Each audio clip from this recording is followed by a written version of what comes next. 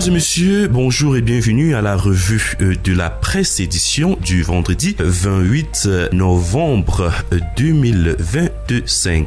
Commençons par le quotidien économique qui titre ce matin « Exploitation de l'or. Les entreprises opèrent toujours dans l'illégalité. L'activité continue de baigner dans des irrégularités qui freinent l'essor de ce secteur au Cameroun. » L'information est à trouver à la page 3 du journal. Le quotidien Émergence ce matin titre budget 2026, plus de 3 000 milliards à emprunter sur un total de 8 816,4 milliards de francs CFA. Cette information, vous pouvez la trouver à la page 7 du quotidien Émergence. Continuons avec le Messager qui titre Maurice Kamto retour sous haute tension. La sous-préfecture de Yaoundé 4e a interdit la convention extraordinaire du Mouvement pour la Renaissance du Cameroun MRC prévue le 29 novembre, invoquant des risques de troubles à l'ordre public signalés par un ancien membre du parti. L'information est à trouver à la page 3 du journal. Assemblée générale de la FECAFOOT à Tanganji, lâche-t-il Mouele Kombi? Telle est la titraille qu'on peut trouver dans le quotidien La Météo Tri Hebdo. À 24 des assises à Bankomo, département de la Méfou, et à Kono, région du centre, devant, sauf surprise, consacrée, la réélection de Samuel Eto'o, le ministre de l'administration territoriale, n'instruit toujours pas le sous-préfet de Séan d'interdire la réunion comme le lui demande ce 14 novembre son collègue des sports et de l'éducation physique. Aux dernières nouvelles, ce dernier espère encore un geste en vertu de la solidarité gouvernementale. Les détails sur cette information sont à trouver à la page 3. Info Matin titre Ngaoundéré Gawa, Nganyunjumesi dénonce les publications malveillantes. Dans un communiqué ce 26 novembre, le ministre des Travaux publics donne des éclairages sur l'utilisation des 216,8 milliards approuvés par la BAD pour le financement du projet de reconstruction de cet important axe routier, non sans tordre le cou aux manipulateurs du dimanche. L'information est à trouver dans les pages 2 à 4. Le quotidien Réalité Plus titre chose promise. Paul Biya distribue 420 millions de francs CFA aux étudiants entrepreneurs. La cérémonie de signature des cahiers des charges et remise des chèques représentant les frais de subvention a lieu le 26 novembre 2025 à Yaoundé entre le ministre d'État, ministre de l'Enseignement supérieur, professeur Jacques Ndongo, le ministre des Petites et Moyennes Entreprises, de l'Économie sociale et de l'Artisanat, Achille Bassilekan III. C'était en présence du ministre de la Jeunesse et de l'Éducation civique, Mouniouna Foutsou, et plusieurs autres personnalités du Minesup et Minmesa. L'information, on peut tout simplement la retrouver à la page 4 du quotidien Réalité Plus.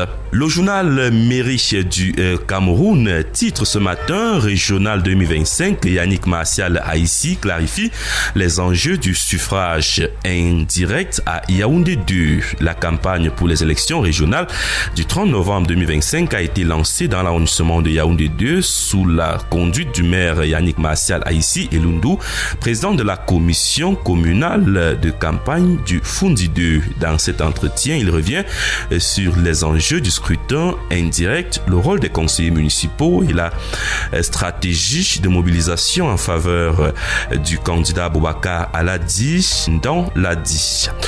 Pour plus de détails sur cet entretien, rendez-vous à la page 5 du journal Mairie du Cameroun.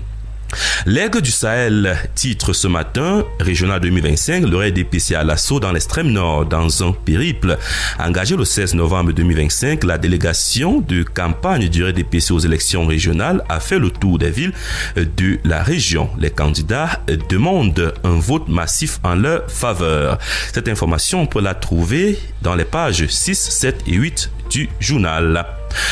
Le Soir Tri Hebdo, titre seconde conférence semestrielle des gouverneurs des régions pour le compte de l'exercice 2025. Le MINAT exhorte à consolider la paix et relancer le développement. Le mardi 25 et mercredi 26 novembre 2025, les 10 gouverneurs des régions du Cameroun se sont rassemblés à Yaoundé sous la houlette du ministre de l'administration territoriale pour la Tanganji pour la seconde conférence semestrielle des gouverneurs qui avait pour objectif d'évaluer la situation post-électorale, recadrer les priorités de sécurité et jeter les bases du développement territorial pour l'année 2026. Les détails sur cette information sont à trouver à la page 3. L'info à chaud titre ce matin un centre d'ingénierie et de technologie Chine-Afrique annoncé au Cameroun. UNESCO d'Afrique centrale Access TIC va porter dès le 9 décembre prochain un centre d'ingénierie et de technologie Chine-Afrique. C'est une décision du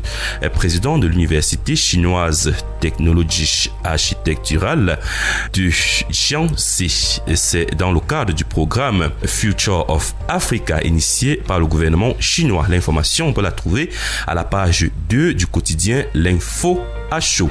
Cameroun Tribune titre ce matin élection des conseillers régionaux. On vote dimanche. Plus de 25 000 électeurs, conseillers municipaux et chefs traditionnels sont appelés à élire ce 30 novembre les membres de la deuxième mandature de ces collectivités territoriales décentralisées. Écho des dernières heures de campagne. À lire dans les pages 10 et 11 du journal. La nouvelle expression titre Assemblée nationale, le gouvernement infantilise les députés. La loi prévoit que le projet de loi de finances doit être déposé sur la table des députés 15 jours avant le début de la session. C'est à moins d'une semaine de la clôture que le volumineux document de près d'1 millier de pages est balancé à la représentation nationale pour examen et adoption. L'information est à trouver à la page 3 du quotidien La Nouvelle Expression. Continuons ce matin avec Info plus Santé qui titre Ambassadrice d'ONU femme. Il s'agit ici de Jaili Amadou Amal. Le 26 novembre 2025, en marge de la séance de formation des médias sur la lutte contre les violences numériques faites aux femmes et aux filles, l'écrivaine survivante des violences basées sur le genre et présidente fondatrice de l'association Femmes du Sahel a été faite ambassadrice d'ONU Femmes Cameroun pour davantage sensibiliser les populations contre ce type de violence. L'information, on peut la retrouver à la page 6 du journal. Mutation, titre ce matin, gouvernance requiem pour la ligne 94. Le projet de loi de finances 2026 soumis au Parlement supprime tous les chapitres communs par lesquels auraient transité 5 400 milliards de francs CFA entre 2010 et 2021 sans traçabilité. Les autres innovations du budget de l'État qui s'établit à 8 816,4 milliards de francs CFA en hausse de plus de 1000 milliards de francs CFA par rapport à 2025. Information, on peut la trouver à la page 7 du quotidien Mutation. Terminons ce matin avec le journal Actu Info. Entretien avec Sa Majesté Ngom Priso Aimé Patrice, le chef supérieur du canton Abo Nord. Sa Majesté Ngom Priso Aimé s'engage dans la bataille avec une mission claire: mettre un terme aux injustices foncières et défendre le statut des autorités coutumières. Tête de la liste bleue du commandement traditionnel, il justifie sa candidature comme une nécessité face à la tension foncière qui secoue le Sawalan. Dans une interview sans concession à Actu Info, il dévoile ses priorités et dénonce la catastrophe engendrée par la coexistence de chefferies parallèles, chef de village coutumier contre chef de quartier administratif, et appelle à l'union sacrée de ces pairs. L'information est à trouver à la page 9 du journal Actu Info. Mesdames et messieurs, c'est la fin de cette édition de la revue de la presse. Rendez-vous dans les kiosques pour entrer en possession de votre journal à 400 francs CFA. Ça sera ainsi votre manière à encourager les éditeurs. Bonne journée à vous et bon week-end.